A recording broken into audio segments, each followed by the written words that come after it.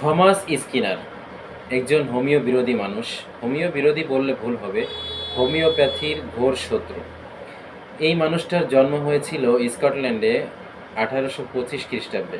তিনি 1853 সালে স্ত্রীরোগ ও প্রসূতিবিদ্যায় স্নাতকোত্তর ডিগ্রি অর্জন করে তার একজন গুরু জেমস ইয়াং তার আন্ডারে থেকে প্র্যাকটিস লাইফ শুরু করেন। এই জেমস ইয়াং ছিলেন হোমিওপ্যাথি বিরোধীদের একজন শীর্ষস্থানীয় নেতা।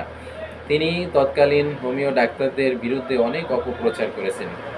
যাই হোক, এই থমাস স্কিনার তিনিও দীর্ঘ বছর ধরে হোমিওপ্যাথির বিরোধিতা করে গেছেন।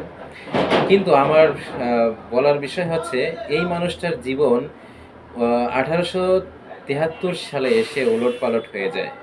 সেটা কিভাবে? যিনি হোমিওপ্যাথির ঘোর শত্রু ছিলেন, একসময় এসে হোমিওপ্যাথির তেজস্বী ডাক্তারে তিনি পরিণত হন। তার জীবনে ঘটে যায় একটি মর্মান্তিক কাহিনী। আমি আসলে আজকে আপনাদেরকে সেই মর্মান্তিক কাহিনীটা শোনাতে চাই।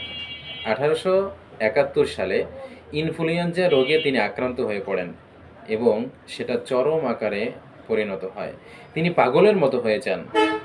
তৎকালীন ইউরোপের বিশেষজ্ঞ ডাক্তারদের শরণাপন্ন হন। তিনি একের পর এক অনেক বিশেষজ্ঞের শরণাপন্ন হয়েও কোনো কুল কিনারা পান না, সারতে পারেনি তার এই রোগ। তিনি ইনফ্লুয়েঞ্জায় আক্রান্ত হয়ে তিনি মানসিক দৈহিকভাবে অস্থিরতায় ভোগেন। দিনে রাতে 24 ঘন্টার একটা মিনিটও তিনি ঘুমাতে পারেন না। তিনি পাগলের মতো হয়ে যান। যাই হোক, এভাবে 3 বছর চলে যায়। 1873 সালে দেখা হয় একজন তেজস্বী হোমিওপ্যাথের, যার নাম হচ্ছে ডাক্তার উইলিয়াম বেরিজ। এই উইলিয়াম বেরিজ আমেরিকার হ্যানিম্যান মেডিকেল কলেজ থেকে এমডি ডিগ্রি অর্জন করে তিনি লন্ডনে হোমিওপ্যাথি চিকিৎসা চালিয়ে যাচ্ছিলেন।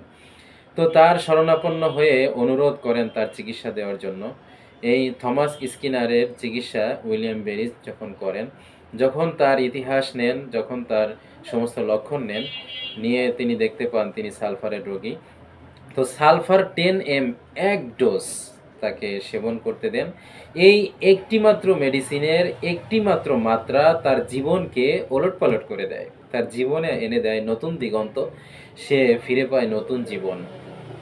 তো হোমিওপ্যাথির এই মিরাকেল, এই জাদু দেখে, যে 3 বছর চিকিৎসা করেও যেটা তিনি সুস্থ হতে পারেন নাই, একটি মাত্রা তাকে সুস্থ করে তুলে ফেলে।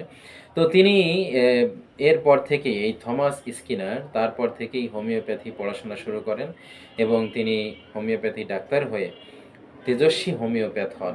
হোমিওপ্যাথির প্রচারে তিনি বহু ভূমিকা রেখেছেন এবং তিনি লন্ডনে চিকিৎসা চালিয়েছেন। ইউরোপের সবথেকে নামি দামি ডাক্তারদের মধ্যে একজন হচ্ছে থমাস স্কিনার।